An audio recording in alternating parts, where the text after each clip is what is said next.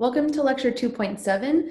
We're going to be going over inequalities. So we have linear inequalities and we're going to have absolute value inequalities. And the goal of today is to be able to assert I can solve linear equations and inequalities that involve absolute values. I can express my answers graphically as inequalities or with interval notation. So let's start with a review on interval notation really quick. So interval notation is a way to express a set of values compactly. So we're pretty familiar, I'm sure, with the inequality symbols, right? So here we have x is greater than or equal to 4. We can take that idea. So that's going to be values like we can include 4, right? We could have 4.1, we could have 5, we could have 10, we could have a million, we could have a million.001 on and forever. And so we can graph this on a number line, right? So that's that graphical part that we were referencing in our SLO. So this is an inequality.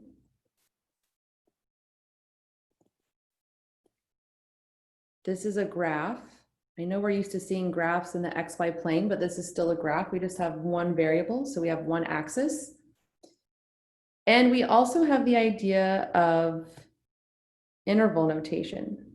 So interval notation is something like this, where we have a bracket for 4 because we're including that endpoint, and then we're going to go up to infinity. And so I think this is a review for a lot of us.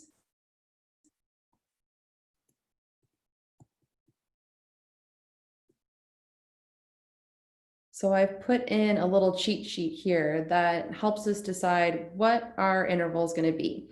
So set builder notation, while interesting, is not going to be the focus of what we're doing in this section, nor will it really be playing an integral role in our course.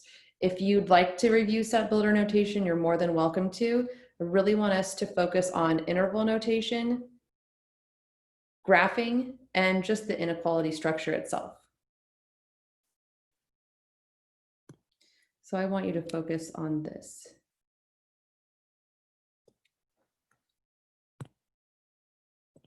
And we'll do an example and we'll graph, we'll write it as an interval and as an inequality.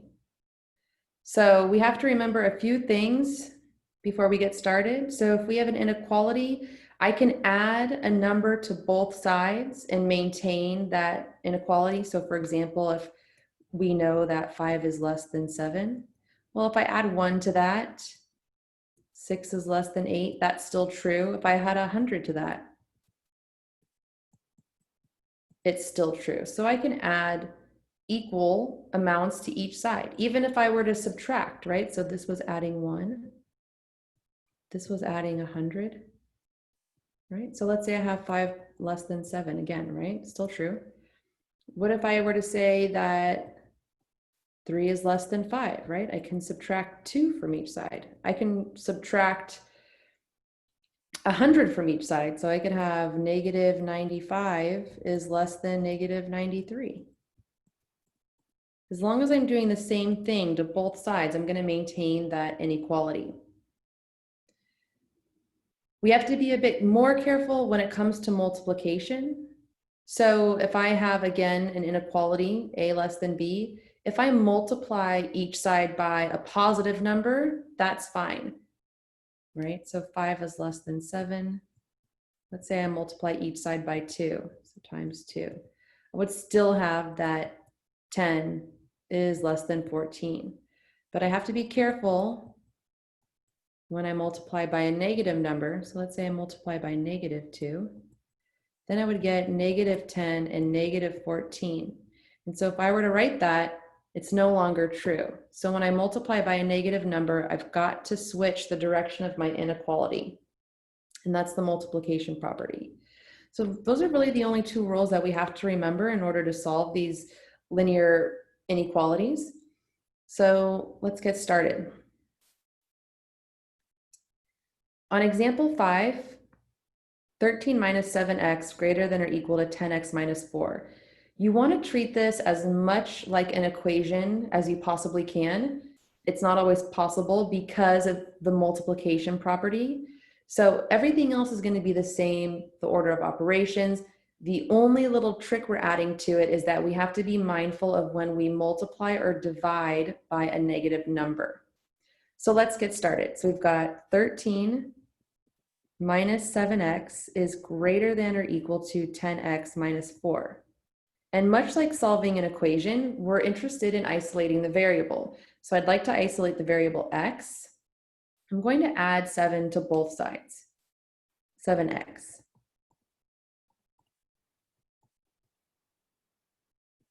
So I can add the same thing to both sides and maintain the inequality. So that will give me 13 is greater than or equal to 17x minus 4.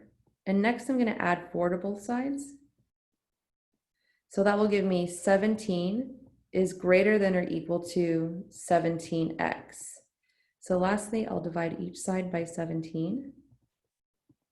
And I arrive at 1 is greater than or equal to x. So this is one type of expression for our solution. So this is our solution as an inequality.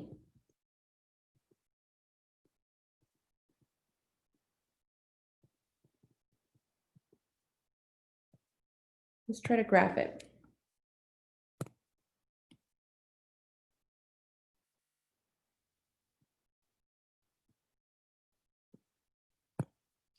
So on a number line,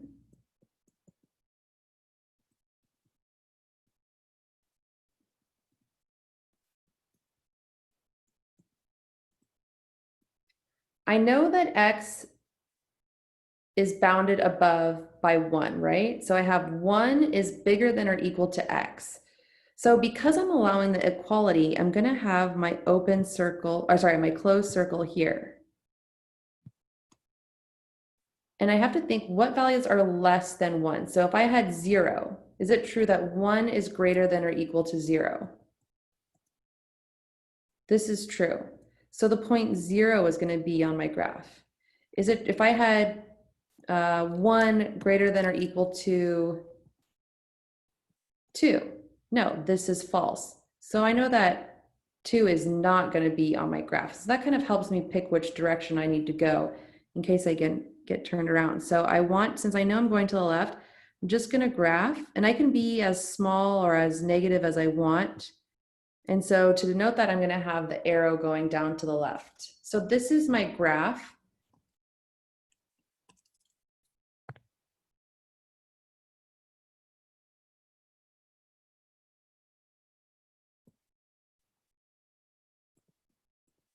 It's still showing the same solution, but it's depicted differently. So this is my solution as a graph. And then lastly, I want to be able to write my solution as an interval. So if we go back up to our little table here,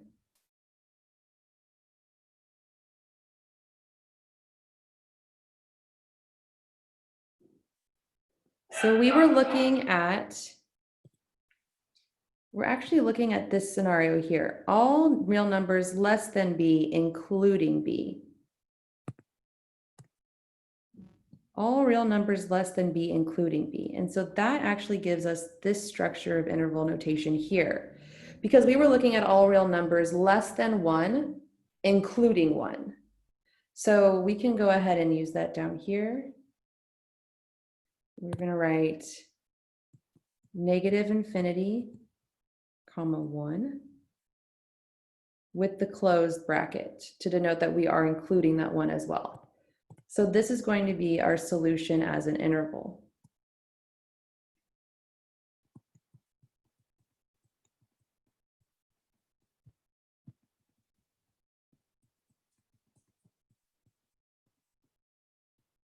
Right, so we've solved the linear inequality. We've presented the solution as an inequality, as a graph, and as an interval.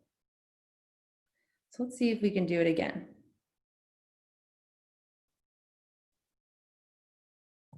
So in this case, we've got some fractions to work out here. So negative 3/4 x is greater than or equal to -5/8 plus 2/3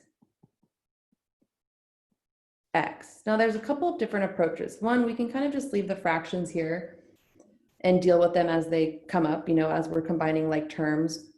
Or we can try to clear out all the fractions at once.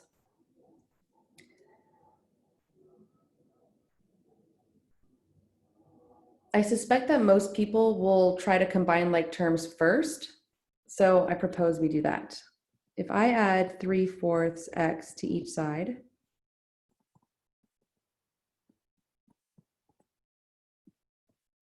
then I would have 0 greater than or equal to -5/8 plus 2/3 x plus 3/4 x.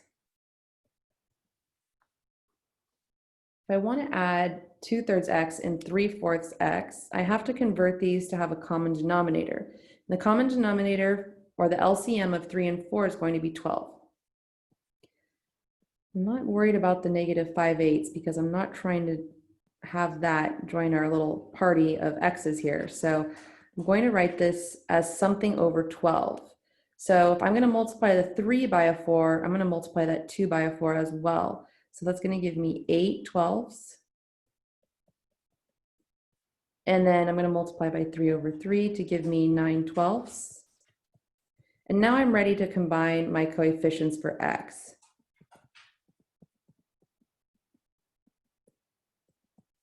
So I have 8/12 and 9/12, so that'll give me 17/12 by x. And now I'm going to add 5/8 to both sides so I can isolate my variable. So 5/8 is greater than or equal to 17/12 by x. And now I want to divide each side by 17/12. I don't have to worry here about changing the direction of the inequality because I'm going to be multiplying or dividing by a positive number. So I'm going to divide each side by 17/12.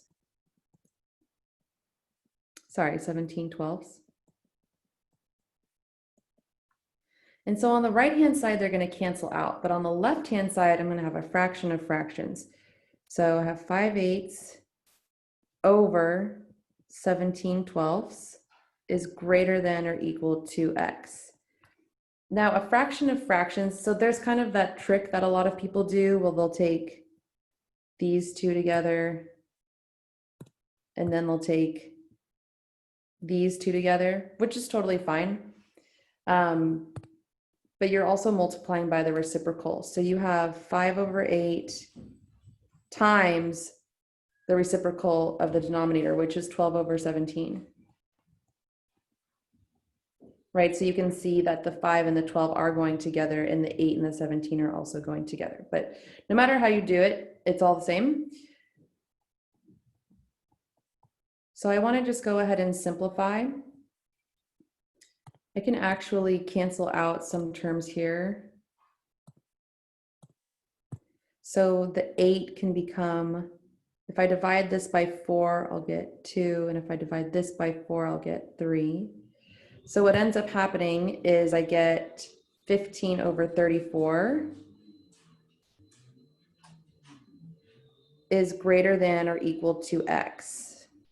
And 15 only has 5 and 3 as factors. 34 has 17 and 2 as factors. So there's nothing further to cancel here, and this is reduced. So this is our solution as an inequality.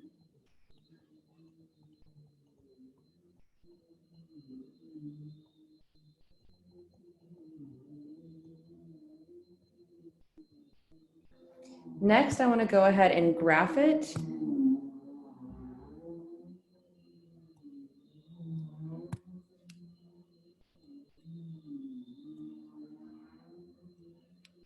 So 15/34 is roughly 1/2,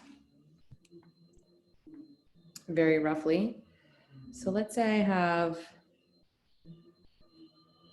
maybe 0 here, maybe 1 is here. And so probably 15/34 is that. right here.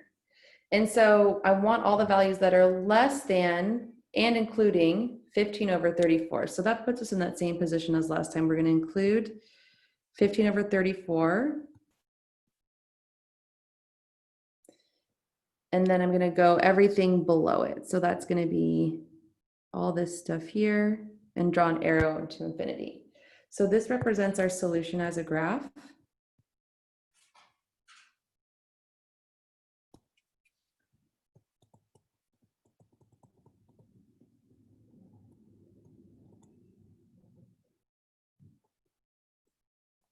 And then lastly, I want to express this as an interval. So I know from our previous example, that's going to be negative infinity up to 15 over 34.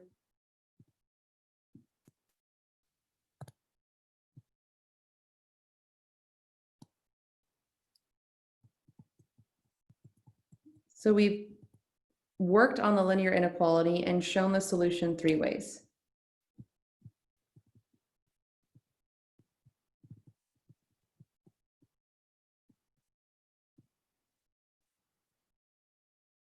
All right, so next we're going to work with compound inequalities. So compound inequalities are written as shown here, right? So 4 less than x less than or equal to 6. It really means that you have 2 separate inequalities, right? So it means that you have inequality number 1 and inequality number 2, and they both have to be satisfied.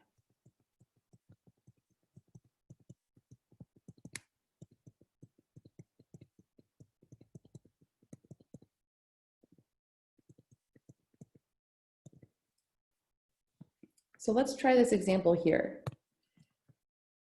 If I have 3 less than or equal to 2x plus 2 less than 6, this is really 2 separate inequalities. It gives me 3 less than or equal to 2x plus 2, and it also gives me that 2x plus 2 is less than 6.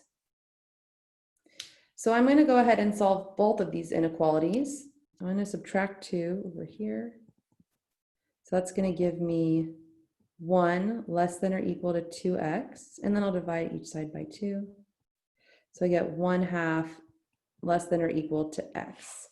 And then over here, I'll do the same, subtract 2 from both sides. So I get 2x is less than 4, and then I'll divide each side by 2, giving me that x is less than 2. So both of these inequalities need to be satisfied. But I can actually put these two together. I can kind of bridge them back here. And I can write it as that string 1/2 less than or equal to x less than 2. And so this is our solution as an inequality.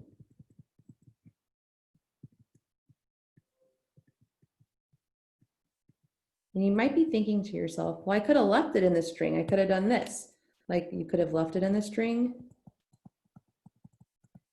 You could have subtracted 2 from all 3 sides simultaneously. And then you could have divided by 2 on all sides simultaneously, giving you 1/2 less than or equal to x less than 2. Yes, you can do that. However, you can't always do that. There are going to be times when maybe you have, maybe if you had something like this, what if you had 3x plus 1 less than 4x minus 2 less than 7x, right? If you had x's in each one, well, how could you do this? You could subtract 3 from everything. You could subtract 3x from everything, giving you 1 less than x minus 2 less than 4x. Right, but now you need to get an x. Okay, so subtract x from everything, get it out of the middle. Okay, well now you have negative x plus 1 less than 3x, right? So like you're kind of teeter-tottering all the time between like, well, it's like really whack-a-mole with x. So when you only have x in one spot in the center, yes, you can do this, but sometimes you'll see that you have variables in other places as well. So I prefer to show this method because it always works, regardless of your setup. Alrighty. So we've got our solution as an inequality. Now I want to graph it. So when I have to satisfy both inequalities, the way that I'm going to do that is I'm going to, so what are we at, 1/2 and 2? So let's call this 0, 1, 2, 3. So then I'll have 1/2 here. So for x greater than or equal to 1/2, let's do this.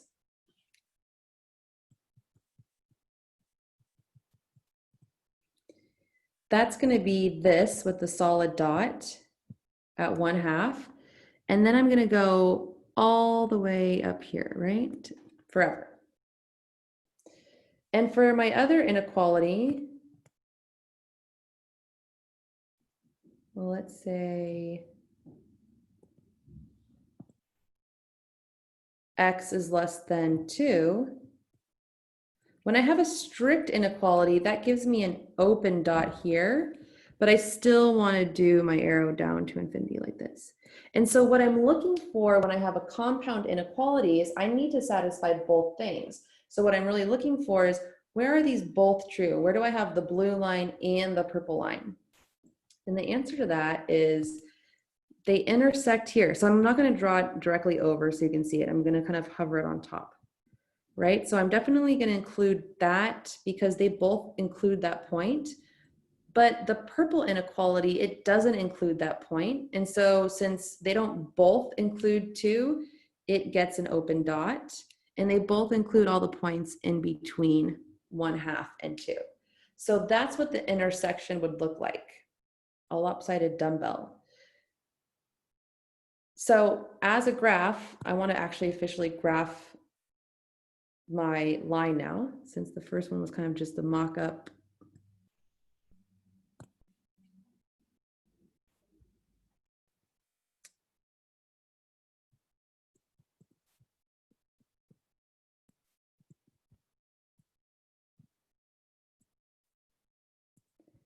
The graph of my solution looks like everything from 1/2, including 1/2, all the way up to 2, but not including 2. So when I don't include 2, I give it the open circle.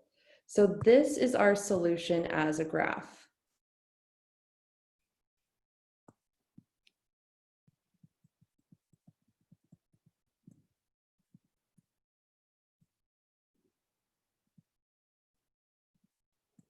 And the last thing we want to do here is we want to present the solution as an interval.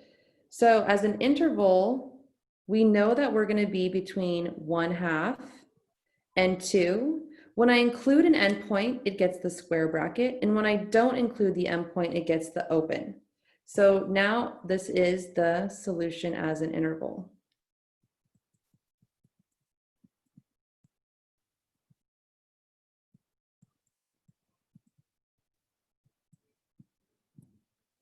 Right, so we've solved a compound inequality and expressed our solution in 3 different formats: as an inequality, as a graph, and as an interval.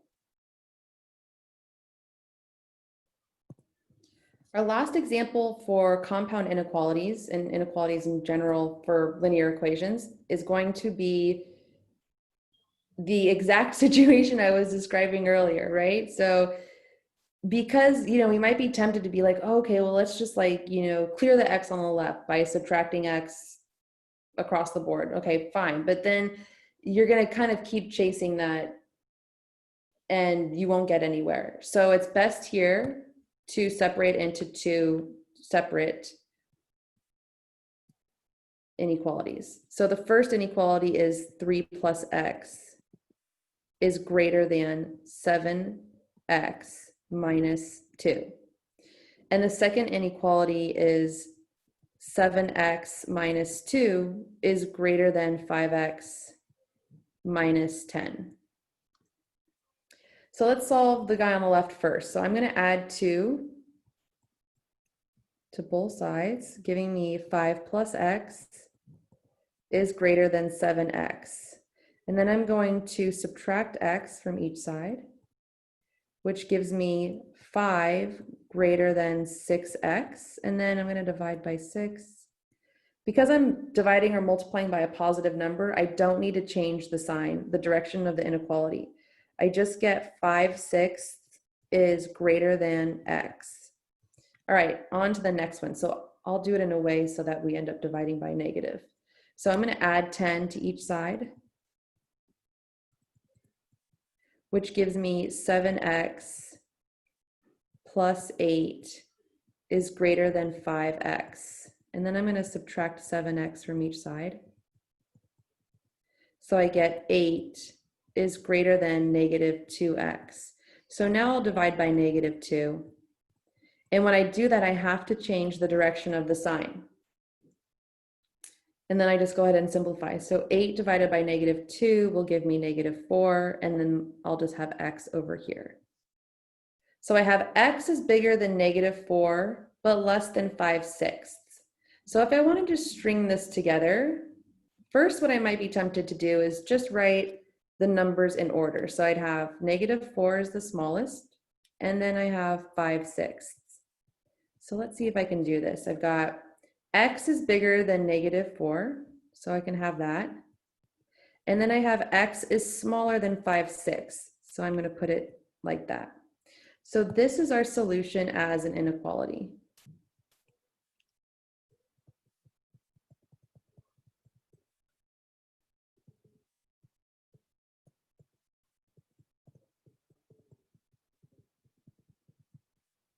Next, I want to go ahead and graph our solution. So I'm going to, I think I'm going to cut to the chase actually. I'm going to use, before we graphed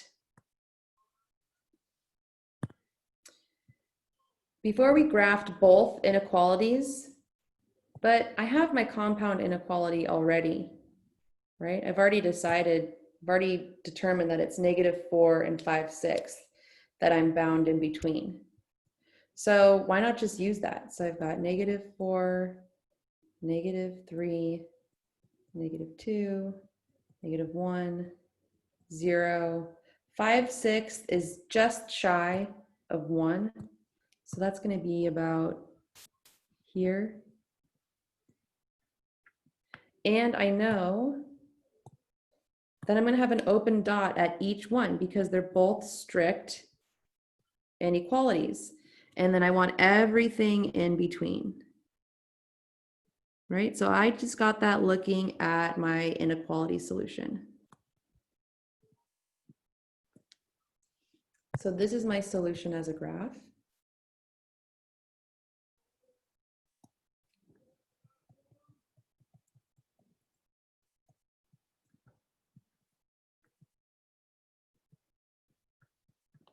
And the last thing I want to do is I want to write my solution as an interval.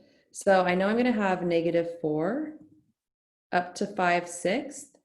If I include the endpoint, I have a square bracket. If I don't, I have a parenthesis. So I'm there and I'm done.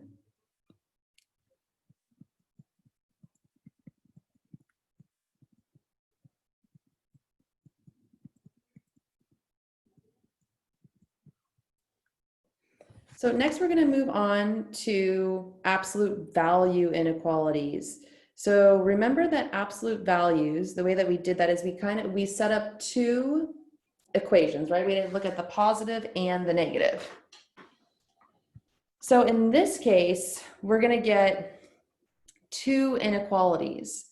So what we're saying here in the gray box is if the absolute value of x is less than k. So this is pretty interesting, actually. If the absolute value of x is less than some value k, let's look at an example of that. Let's say the absolute value of x is less than 3. Well, that means, I could certainly have, just for grins, let's do less than or equal to 3. Here are some solutions. We could have -1, we could have -3, we could have 0, we could have 1, we could have 2, we could have -1.5, we could have 2.9, we could have +3. We just can't have anything where the number part, not the sign, but the number part is bigger than 3. So this actually gives me -3 is less than or equal to x is less than or equal to 3, right? So just like when we had an absolute value that gave us two equations, an absolute value inequality gives us two inequalities back.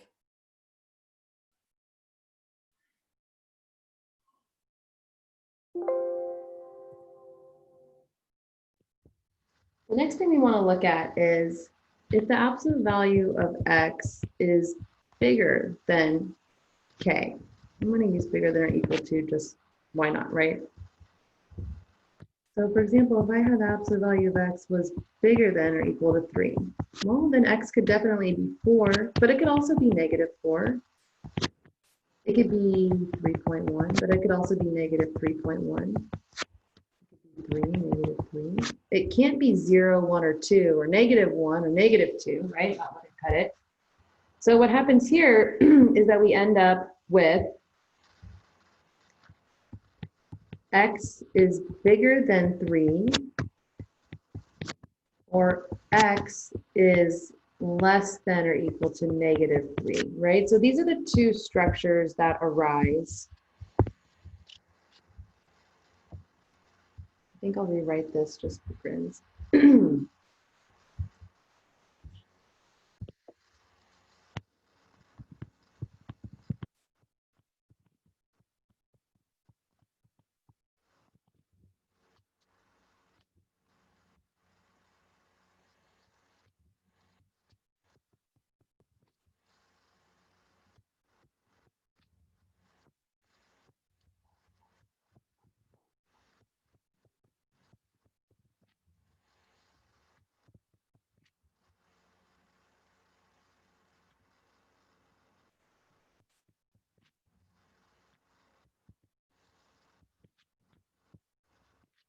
So in the second case, you can see that we can't really string them together. It doesn't really make, I mean, I guess you could, but it doesn't make a great amount of sense. I think it's kind of counterintuitive. So we usually write it as an or statement. And absolute value inequalities are a great way to think about distance.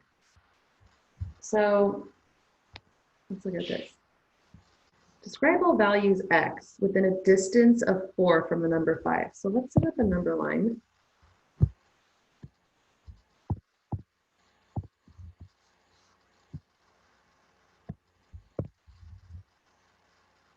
A distance of 4 from the number 5. So if I'm here at 5,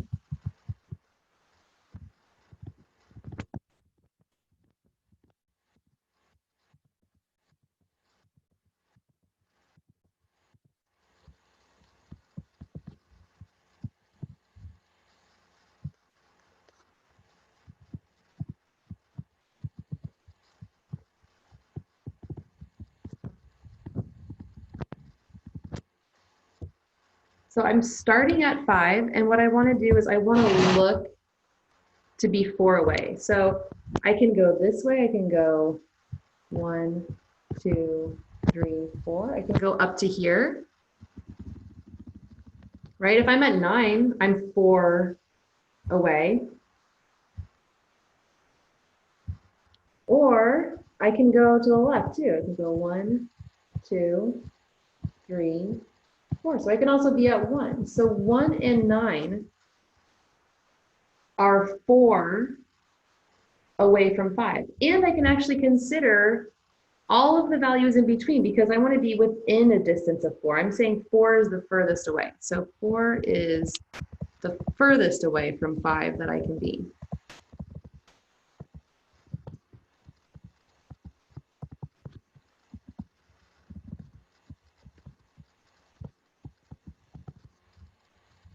So I can really include all these values. So as a number line, I'm looking like this. I'm including all these values, right? And I can include 1, and I can include 9. But how can I write this as an absolute value inequality? Well, consider this. The absolute value of x minus 5 is less than or equal to 4. So notice that 5 this is our center, and 4, this is our distance.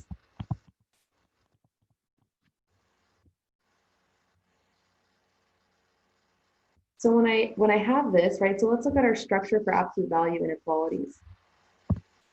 So we're actually here, we're at absolute value of x is less than or equal to k, right? So we know that that's going to give us that -4 is less than or equal to x minus 5 less than or equal to 4. So that means -4 is less than x minus 5, or x minus 5 less than or equal to 4. So I'm just going to add a 5 to both sides. So this gives me 1 is less than or equal to x. And this gives me x is less than or equal to 9. Well, that's exactly what I'm showing here. So our solution is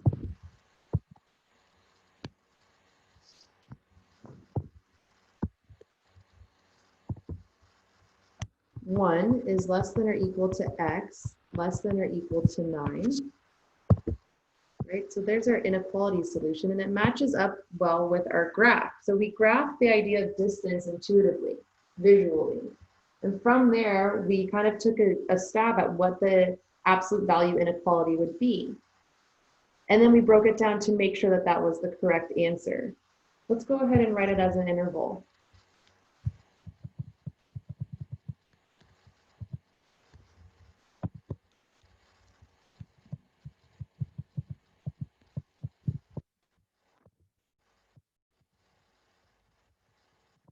Right, so we've got all 3 solution types. I know it's not asking us for that, but it's always good practice to see all of them together.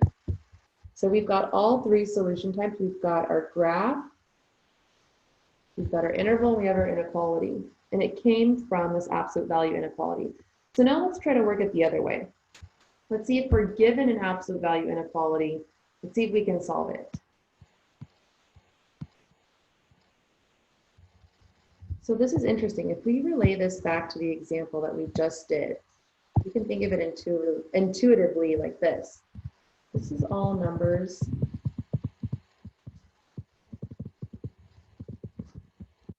and a distance of 3 to the number to the number 1. Right? So if I were to graph that, and I'm kind of going backwards here, but if I were to graph that, what that really means is I'm at 1, I can go 3 this way, or I can go 3 this way. So I'm expecting to find that my interval is between -2 and 4. But that's just looking at it from a distance perspective. Let's do it full out.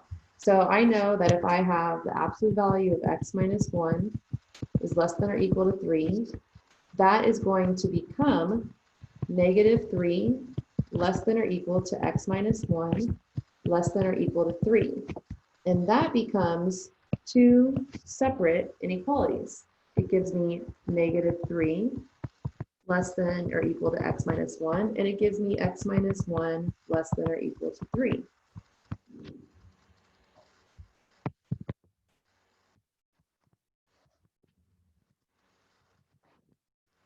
So I can go ahead and solve these, add 1 and 1. So -2 is less than or equal to x, add 1, add 1.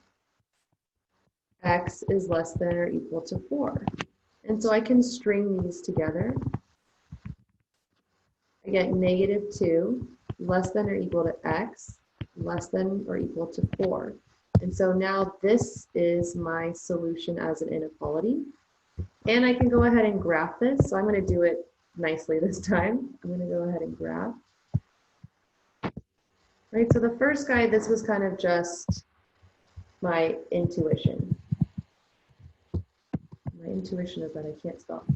My intuition. Just to get an idea of what I expect for an answer. So now that I have that, now that I have my inequality -2 less than or equal to x less than or equal to 4, I know that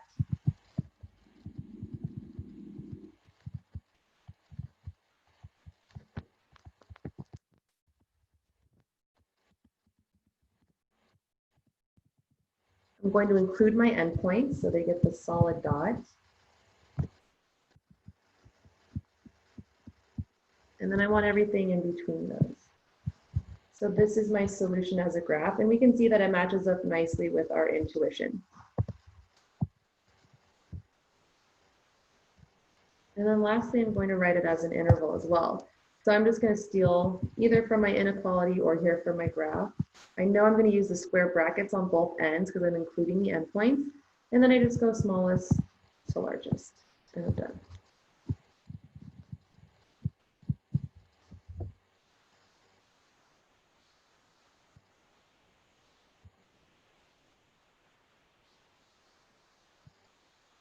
All right, now this is a little bit different, but very exciting. So we're going to use a graphical approach to solve absolute value inequalities. So we're given the equation y equals -1/2 absolute value 4x minus 5. Then add 3 to that. Determine the x values for which the y values are negative. What are they talking about here?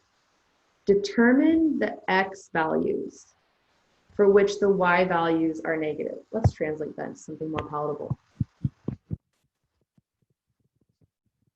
What can I plug in for x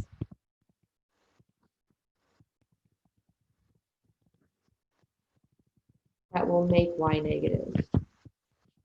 That's really what they're asking you. Well, there's a couple of different things you could do here, right?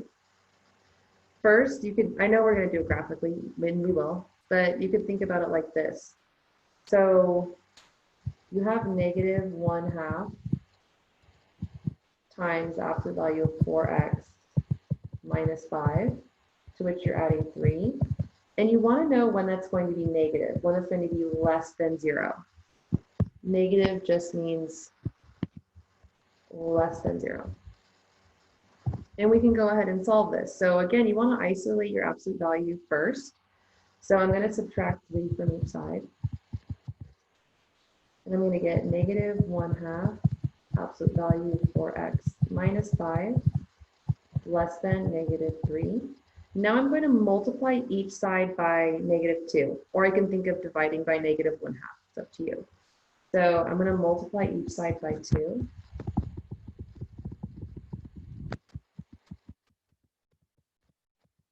On each side by -2, sorry. So that'll give me 4x minus 5. And because I'm multiplying by a negative number, I need to switch the direction of my inequality. And then -3 times -2 is just +6. So now from here, what I'm going to get is 2 inequalities. So this will kind of split me off here. 4x minus 5 is greater than 6. And 4x minus 5 is less than -6, right? So if we kind of go back up to our structure of how inequalities work, right? So when we were bigger than, we had to break it off into bigger than the positive or smaller than the negative. So I'm looking right here. Okay.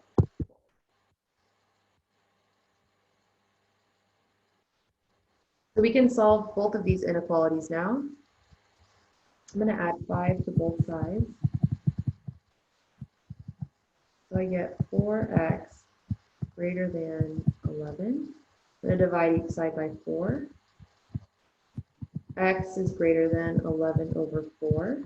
And then here I'm going to add 5 to both sides.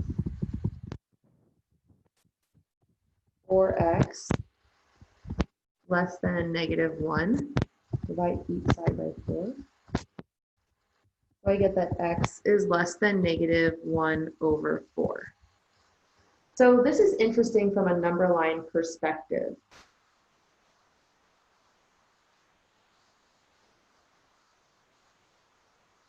I don't need both of these to be true at the same time, because that's not what's happening. So we have this, but what does it mean? This is really different for us. Certainly there's no number that's going to be both less than -1/4, but bigger than 11/4. So what is this question really after? Well, to solve it, I think what we should do is probably graph it, right? Because that was the whole point of this question. So if I want to graph this, we know that we can always graph something by plotting points. So I'm going to rewrite the equation down here. So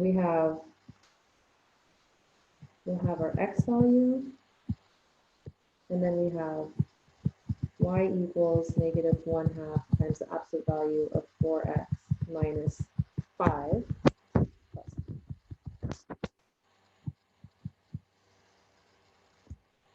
All right, so let's see if we can figure this one out. So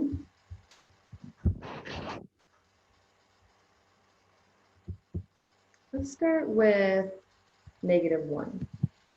And we'll work our way up. So -1, that's going to give me y equals -1/2 times -4 minus 5 plus 3. So this is the absolute value of -9. So that's going to give me 9.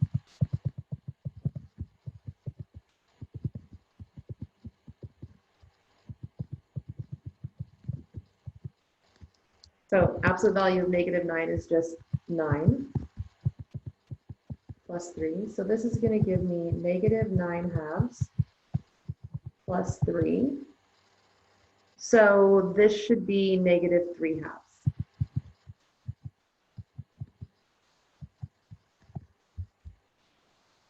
Okay, so that's 1 point. So we have the point -1, -3/2.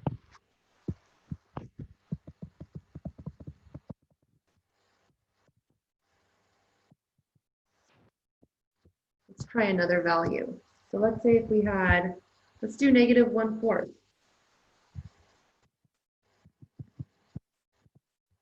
So for here, I'll get y equals -1/2 times 4 times -1/4 minus 5 plus 3.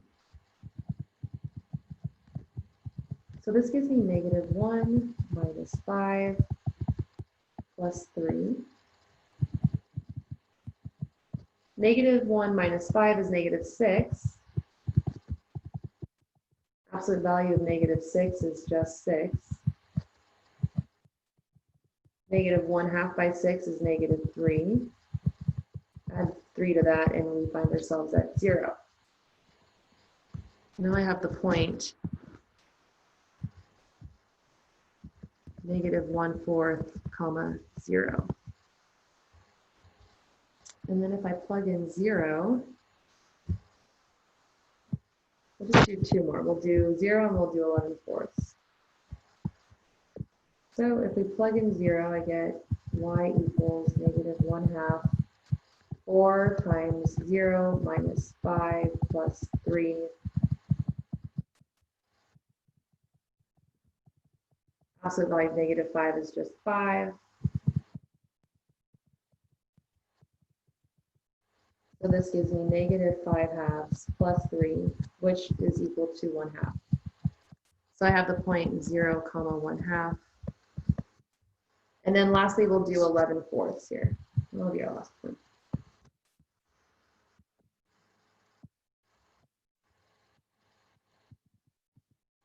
Notice I chose those values that came up in the inequality that we solved for, right? 11/4 and -1/4. And that was on purpose. So I get y equals -1/2, 4 times 11/4 minus 5 plus 3, 11 minus 5 plus 3.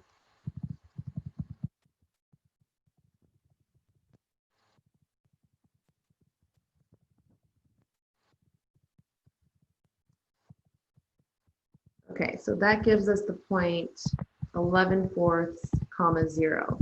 So now what we want to do, we have all these points, and so we want to graph it.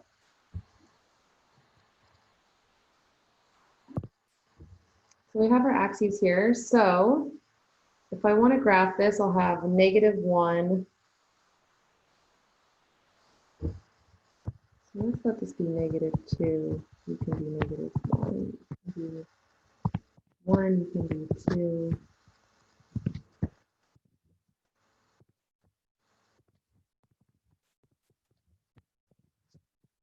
So the first point is -1 and -3/2. So -1, -3/2. So -3/2 is here.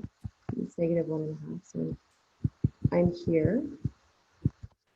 Then the next point I have is -1/4, comma 0. So that will be here. And then I go to 0, comma 1/2.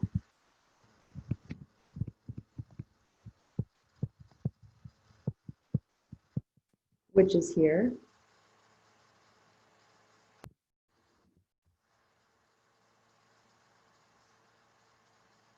(11/4) we can graph here. So that's really 2 3/4. So 11/4 will be back down to 0. But we can see that we're kind of going up somewhere and then we're going down. So we actually need to know where it's going to peak at. So I've cheated a little bit. It's going to be at 5/4, comma 3. So you could find that out just by graphing all the points, but for the sake of time and sanity. So what you want to do is you want to just graph this. So connect all your dots if you can. If you drew them well enough. Which I didn't do a great job, but that's okay. Do it like this. I know a sneaky little trick. An old professor taught me. He calls it point expansion postulate. It's where you draw your points really, really, really, really, really, really big, just to make sure that they go through the line.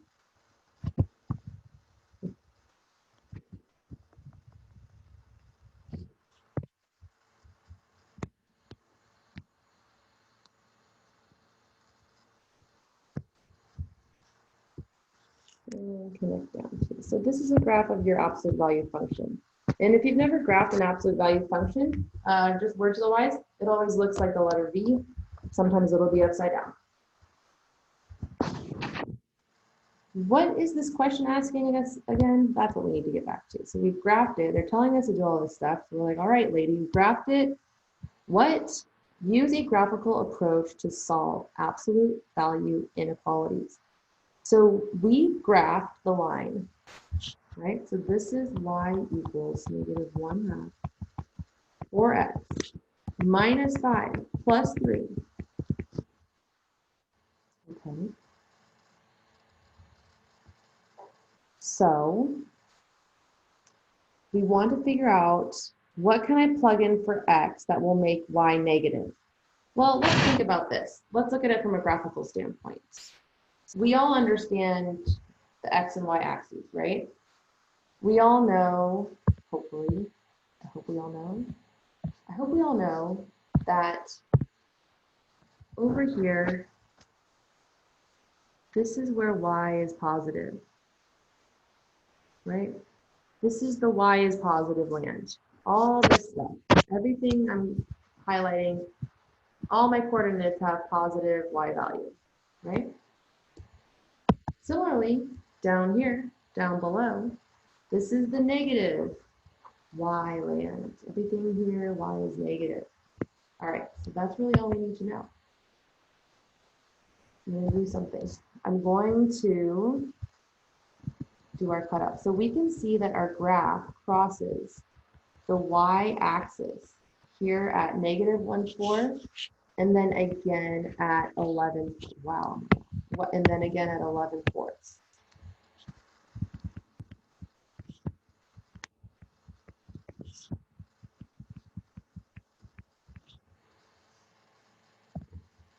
When I'm over here, my graph is positive. My y value is positive, right? I'm above the x-axis.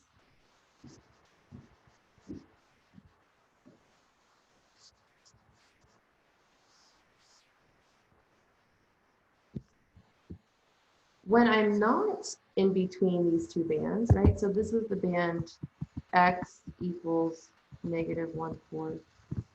And this was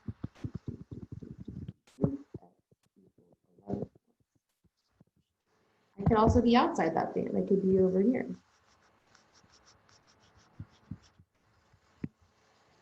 And the problem is asking me, what can I plug in for x that's going to make y negative? So I want to know, what are all the x values associated with this pink region? Well, that's everything less than negative 1/4. Wait, that sounds super familiar. Everything less than negative 1/4. And also anything bigger than 11/4.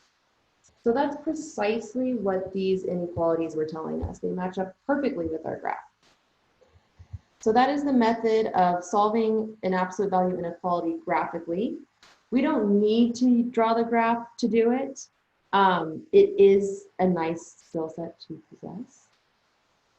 So I will leave it there. I believe this is our last example. I'm certainly hoping so, and I know you are too. So it is. Good luck, and I'll see you soon.